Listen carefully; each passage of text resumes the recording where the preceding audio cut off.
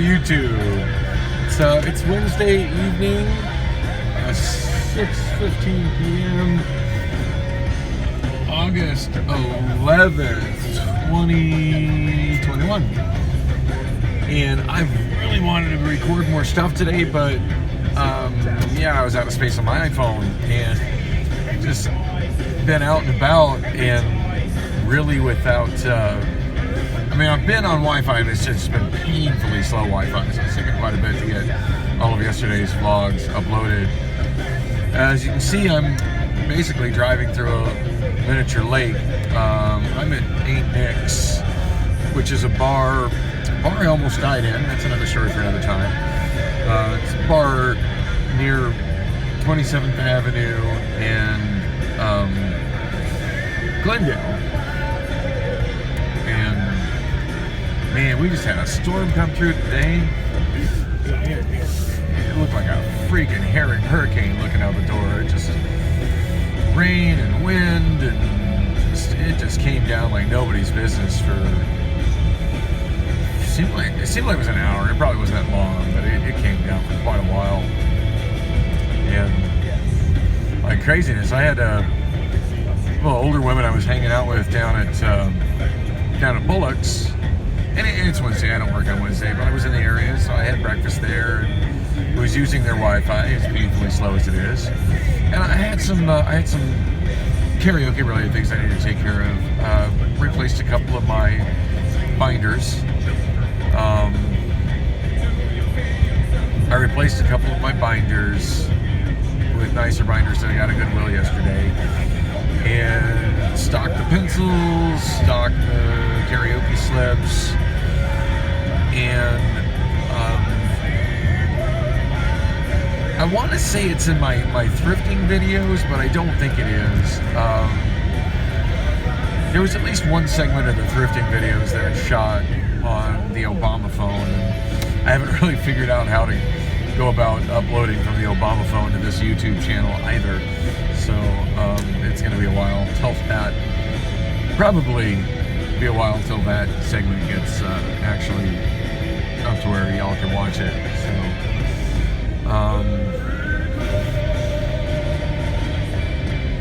anyway, I'm not even sure if I got a video. Like yesterday's kind of when I was trying to shoot the thrift video, between iPhone getting so overheated that it didn't want to keep recording, and then running out of space. And I don't know what the deal was with the Obama phone. It didn't seem to want to record for any length of time without stopping either. I'm kind of the conclusion that the problem with that phone is it's just a horrific piece of shit. I can't complain. It was free, but it just seems to have barely enough resources to function,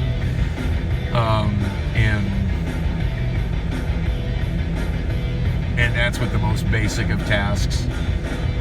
So I think asking it to record high definition video is just asking too much.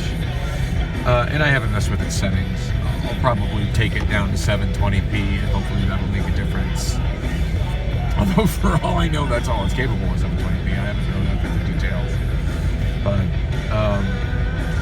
it's playing music pretty well right now. I'll give it that. My Faith No More right now is on my Amazon Music app. I'm streaming. As much as I'm not a fan of streaming, I'm streaming right now. The car stereo of the Saturn hasn't played CDs for a while, so I'm just tired of the same crap over and over on the radio, and don't really feel like listening to KTAR right now. It's after 6, so I don't really need their traffic reports. I'm good.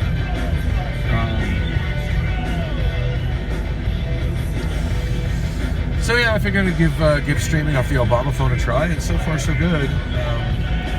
My little trip yesterday to the 99-cent only store, I grabbed Sports 99 cents on a little 1/8-inch auxiliary audio cable, and sounds pretty good. Can't complain. And there's one thing I do like about the Obama phone. It's one of few new phones, as underpowered as it is. It actually has an analog headphone jack, which all the flagship phones have eliminated those. Which I think is funny that the new this new Samsungs have eliminated those after they ran advertisements mocking Apple for doing that. Crazy hypocritical move on their part, but it is what it is. My preference is definitely for phones with analog headphone jacks. Although there came a point where I had to relent and buy a phone that didn't have a keyboard, and I got a feeling at some point I might have to do the same thing, with phones and headphone jacks, but not there yet. Anyway, I have no idea where I'm going right now. I think I'm probably just gonna go home and get some rest. I was not planning on staying out nearly as long as I did, but I was just not driving in that kind of weather. It's just not worth the risk to me. Oh, speaking of driving in that kind of weather, so I mentioned I had picked up a couple of older gals from Bullets. I got one file to upload. It took absolutely forever, but I got it done. I got all the other tasks I was trying to get done. Had my breakfast and had a couple drinks. It's like, yeah, I'm good here. And I walked back over. I'd been kind of chatting with them both off and on for a while, and they said they were getting an Uber. I'm like, well, if you guys are going close, I mean, I can give you a ride. It's not a problem. I have my car. And they're like, well, we're actually going over to Ain't Nick's. And I'm like, oh, I'd love to go over to Ain't Nick's. And I've actually been meaning to approach Ain't Nick's about hosting karaoke there. The karaoke situation at Ain't Nick's is pretty unique in terms of how they hire KJs. One thing I've always done when it's an option, and what I'm doing at Bullocks, but I've also done it at many bars. I've mentioned some of them, especially places that are live music venues. Is if there's already a house PA there, either a DJ or a live music system or whatever, I just simply set up my mixer and my microphones and my computer, and just send that output to their sound system. To me, it makes absolutely zero sense for me to bring amplifiers and speakers to a venue that already has them. In a couple places, it's been sort of a challenge to try to talk the management and the ownership into having to do that. And they're like, well, the people in the back always brought, people in the karaoke we had before brought their own speakers. I'm like, yeah, why? That's like having all your bartenders bring their own beer when the bar already has beer for them to sell. But I've always succeeded in convincing them that it's best for me to run through the already in place system. And anyway, what they do differently at Nick's that I've never seen before is the owners of the bar have actually put together a really decent sound system. They've got, I want to say, 4 powered speakers. They've got wireless mics with a receiver away from where they have the KJ set up. And I'm not sure what kind of cabling. I want to say XLR cables, but I honestly don't know. And I think they have a mixer board there as well. And they always hire KJs that already have a computer with their karaoke library on it. And I've done that at places, but I've never actually seen a place where that's what they look to hire. So I wish I could remember the guy that does the weekends there. He's cool. I've known him for a long time. Him and his wife used to occasionally go to my show at Gilligan's, and he runs a good karaoke show. I always have a blast with him there at his show. I just kill him. I can't remember his name, but he remembered me from Gilligan's, and I told him I was kind of short on work lately, and he told me that he talked to the owner, see if he could be in there, and I question if he actually did that or not. And I have not gone in there to talk to the owners myself because I didn't want to see, if he said he was going to do it for me, I didn't want to seem like I was going around behind his back, that's kind of rude. But he made it sound like they needed, he's there Friday and Saturday. He made it sound like they needed somebody to cover the rest of the days of the week. But I've been there on those days. It's one of the spots I go to every now and then, and there's always been somebody there running the karaoke. So yeah, you don't enter the intersection just because the light is green, dude. Oh, I hate people who block intersections. Anyway, all's well that ends well. I got through before the light changed.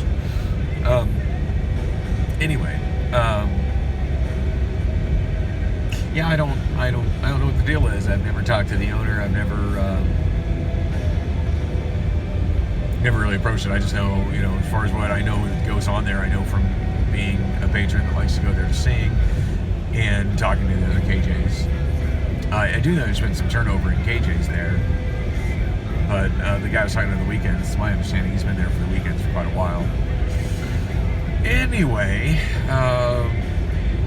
I was more distracted by using their Wi-Fi, which was way faster than the Wi-Fi at Bullards, to upload my vlogs, and I was I'm still playing with that. I've mentioned my Motorola Droid 4. I do have some videos I've shot on the Motorola Droid 4, still haven't figured out how to get them uploaded. I'm trying to make that a functional phone, not to put service on it, but just make it something I can use as a mobile device on Wi-Fi. And it pains me, but I'm kind of coming to the conclusion that it's just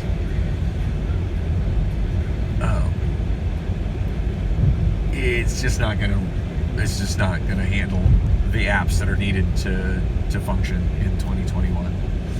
I mean, I'm not 100% certain on that. I hope I'm wrong, but that's just kind of, I'm trying to update. It's telling me I need to update my apps, mostly Google stuff. It's telling me I need to update them, and then when I go to update them, they crash, or it looks like it's downloading the updates and it crashes. And I don't know, maybe there's some things I can do. Maybe I can, go through and check the resources and see if there's something that's eating up processing power. But at this point, I get the feeling it just doesn't have what's needed to run today's apps, and that really bumps me out because I've been into computers since the early 80s, and it used to be backwards compatibility was important. Cross compatibility was important, and it seems like that value has just gone by the wayside.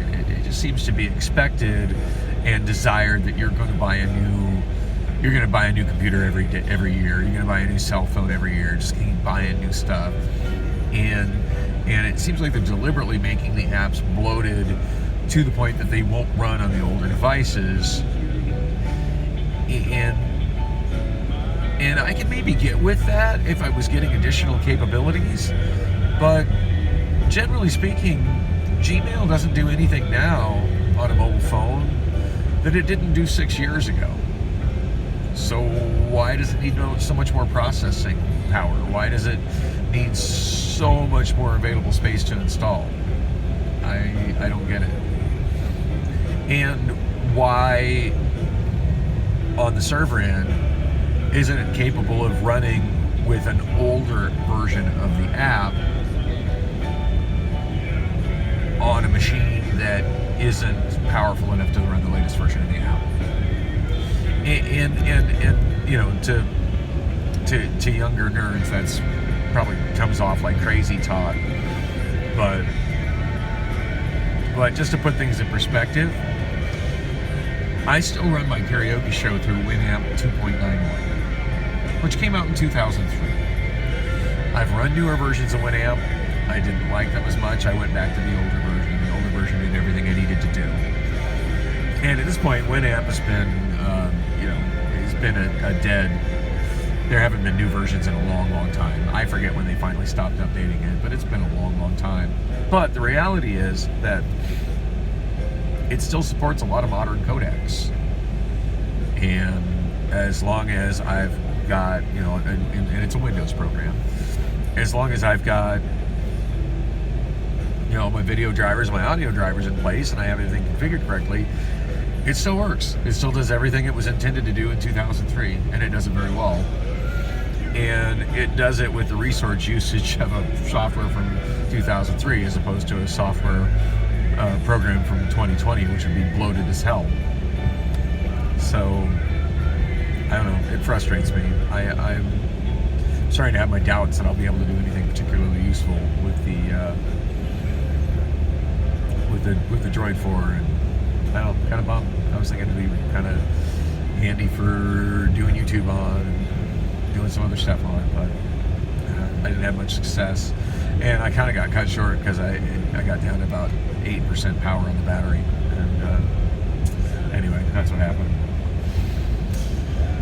Oh, and probably nobody cares about that but me, but hey, thanks for listening anyway. I hope you're enjoying the view. I'm going southbound on 15th Avenue. I have been since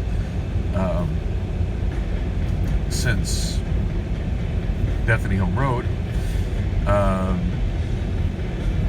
don't know if you noticed, there was shopping center on the right for a half mile between 19th and 15th, and then for quite a ways as I went south of Bethany Home on this road. But that's what's left of the Christown Mall. It's still an open and functional mall. I won't call it thriving, but it does have tenants and it's still there. It has a Super Target, but when they added the Super Target, they made a point to not actually connect it to the mall. So, I don't know, to me, when an anchor comes in and they don't actually connect to the inside of an older mall, I feel like they do more harm than good. Because the whole point of a mall is for everything to be connected inside, so you can do shopping without leaving that ecosystem. So, yeah, a Super Target may as well not be part of the mall, even though it's there. I will give credit to Walmart. Walmart's been there for quite some time, and Walmart is connected to the mall. And Christown is probably the only instance I can think of where a Walmart got added to the mall and it actually benefited the mall. The same thing happened with the Costco quite some time ago, but recently the Costco closed, so that mall's kind of hanging on last legs. I've read that there's a developer looking to completely redevelop it as like an open air mall. I mean, I want whatever happens there to be successful, but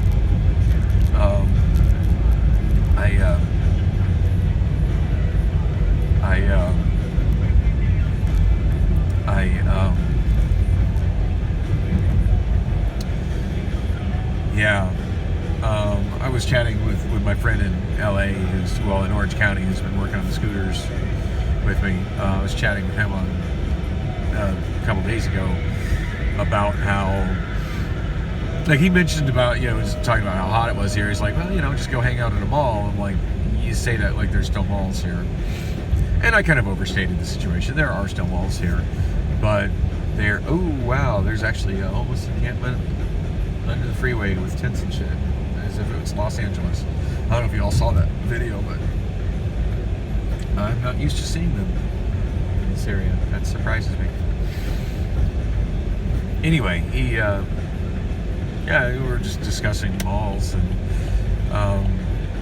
Metro Center Mall, which is the mall that I was a teenage mall rat in, it shuttered its doors about a year ago, and it had been on its last legs for a long time. Most recently, Paradise Valley Mall closed. Fiesta Mall has been closed for quite some time. And Christown, from what I hear, Christown is about to close. So. And I'd love to talk about dead malls. I love dead malls. On that note, YouTube channel I strongly recommend, and it's actually a local Phoenix channel. Oh my gosh, I forget the name of it. Retail Archaeology. You ever met the guy? Chatted and comments a little bit, but he that's what he does, is document dead malls and shopping centers. And he actually travels and does stuff outside of Arizona, but he lives here in Phoenix and covers Phoenix really well. And every mall I mentioned, he's done some damn good videos documenting the decay and stuff. Anyway, kind of want to talk about the road I'm on right now. So just enjoy the scenery, and I'll get back to it. Stay with me. But he, wow, and there's a video that's been on my channel for about 2.5, 3 years talking about the road diet on this road. This used to be a 5-lane road, and now it's 1 lane each direction. Pretty green painted. Yeah, it's slick way down. I'm actually surprised it's not jammed with traffic, because it has been since they did the road diet. But yeah, search my channel for a video titled Road Diet, Grand Avenue, something like that. So that's the stretch of Grand Avenue to get the Road Diet. Anyway, I was talking with my friend in Orange County about how the malls that are doing well now are open air malls. And he's like, wait, so they're not enclosed, everything's outside? I'm like, yep. It's like, how the hell does that make sense when it gets up to 115 degrees there in the summertime? I'm like, I don't know, can't explain it myself. I'm not fond of it. And that's the plan for Christown, is an open air mall. I'll probably never go there anymore. Not that I've gone there much, recently, but when I go to a mall, I kind of want to be inside and out of the brutal heat. Ooh, you're busted. Anyway, you've been paying attention to the roads I've been driving by.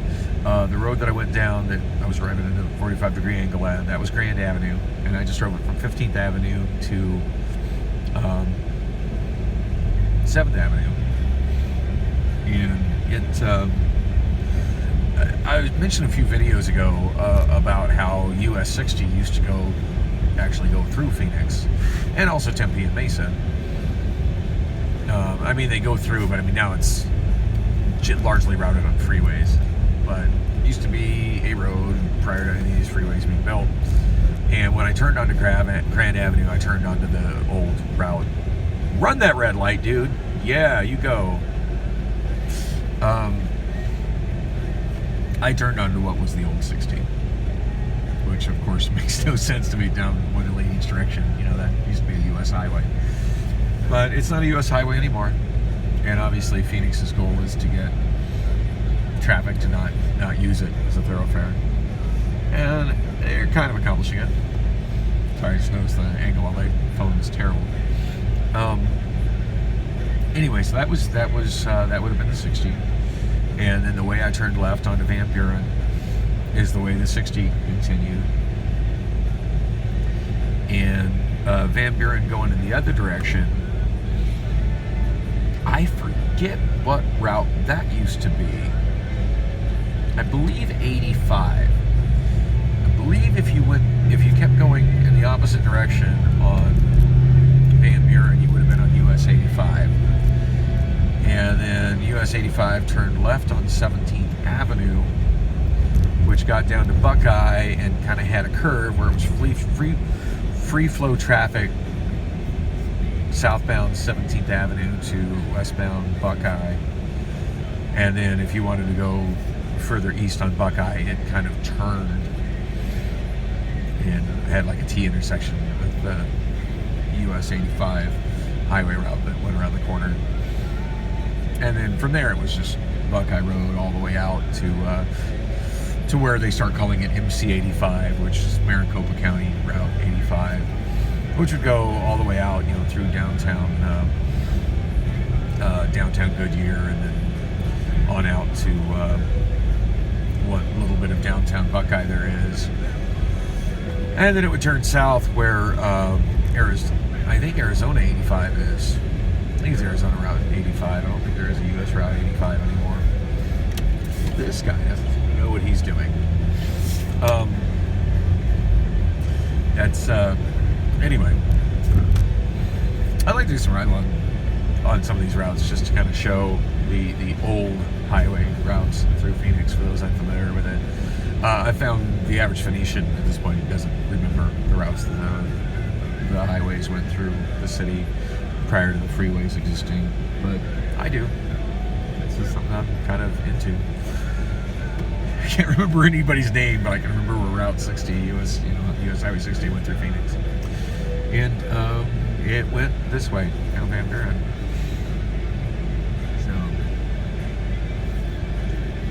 I don't even know where I'm going right now. I should really eat. It's been a long time since breakfast. I think I'm going to, it's 6:37 right now. They shut the gates at U-Store. I'm actually calling it U-Store now, just because I've been titling my videos that, so at least repetition is getting it into my mind, because I still want to call it Pack-In Store. But anyway, headed to U-Store. shuffle some stuff around and terminate this video. But yeah, they close their gates 7 o'clock, so I've got at best 20 minutes, and when I get there, it's like 15 minutes of time to be productive with there. So I should make the best out of it. On a brighter note, all that rainfall did make it nice and cool out. Normally on August 11th it would be brutally hot, and I'm not sure what the temperature is outside, but it's not hot.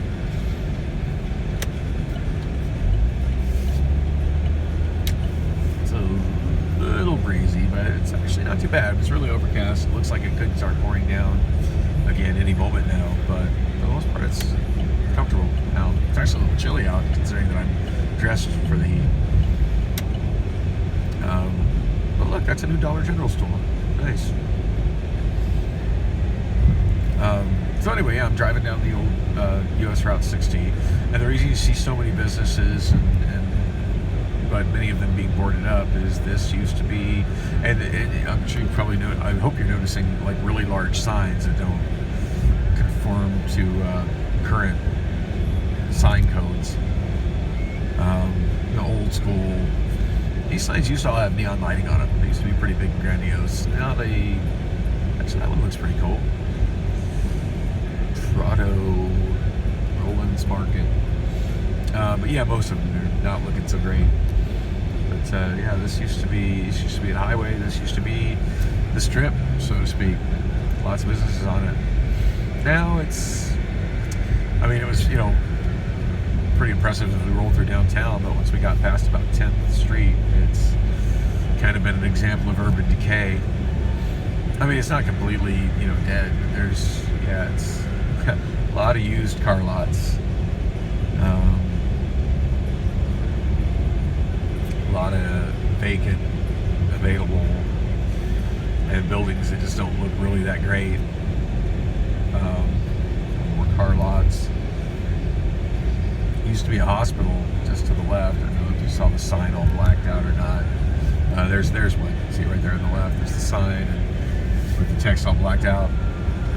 This area has gone downhill so much that even the hospital over here is closed, which is crazy. I mean, there's a large hospital building literally sitting empty. In fact, this area has gone so downhill that right there on the right, that square sign that's empty, even Circle K is pulled out. Now, my gut feeling is that Collier available. I got a feeling developers are trying to purchase up a lot of this property around here because I see a lot of it kind of fenced off with available on the sign. I would imagine that they've been purchased by property speculators with really deep pockets, just waiting for this area to start to get some gentrification on it.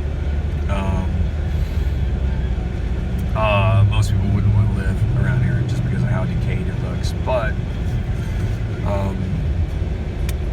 you're just a few minutes away from downtown Phoenix, and the younger generations really seem to like being right in the heart of the city. So this is close to being that, and I can see it being very gentrified in say 20 years. I don't know if I'll really be around to participate in that by then, but maybe. The spot right there said new car rentals. I believe that used to be a Denny's. Spot on the left says Enterprise Car Rental. That used to actually be a really nice hotel called the Contiki. Yeah, I mean, I'm kind of exaggerating. Really nice. I mean, it was as motels on a U.S. highway route. It just screamed 1950s. And when I used to camp out in front of there as a cab driver in the 1990s, it still screamed 1950s. So I mean, the rooms were dated, the building was dated, but it had just one of those grandiose signs I've ever seen that looked like tiki poles. And I do believe that iconic landmark sign, which used to be the most prominent thing on this intersection, I do believe I saw it in Tucson when I lived in Tucson like 18 years ago in front of a bar. there's a bar, I'm pretty sure it's on East Broadway, that purchased that sign, and they're called the Contiki Lounge. And I'm glad it's there. Well, I mean, I hope it's still there. It was there, 18 years ago. Let's just say it's there now. But I was really glad to see it. I'm like, oh, I recognize that sign. So nice to see it's there and hasn't been destroyed. Because, I don't know, it just makes me sad when landmarks just get destroyed. Like recently, Papago Plaza has got the wrecking ball. And I was mentioning earlier, Retail Archaeology, the Retail Archaeology YouTube channel. He did a really good video, maybe about 2 years ago, about Papago Plaza.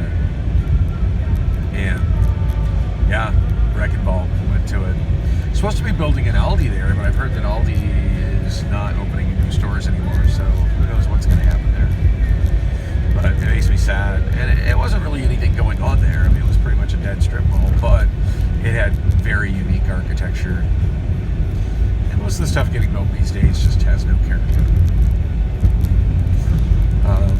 So yeah, it makes me sad to see things that have character just getting bulldozed and going away. I mean, like, this is what the new stuff looks like there. Family Dollar on the right. And what a boring ass bland building that is. I mean, it's clean, it's in good shape, unlike most of the stuff around this neighborhood, but it has zero character.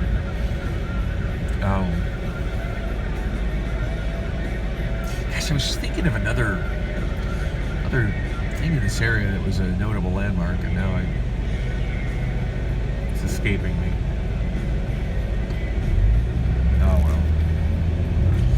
Yeah, too bad cameras like this to drive and take footage of driving down the road and were not commonplace years ago, because I would sure love to be able to watch a drive along of Van Buren in the 70s, in the 60s for that matter. I bet it would be a lot of nostalgia for me seeing one from the 80s and one from the 90s, even one from the early 2000s. It's the look of this road has really changed. And if you watch my vlogs, you see me driving in this segment of the road all the time, because we are coming up on U-Store, self-storage, formerly known as Packet Store. And on that note, I bid you all farewell. Thank you for watching.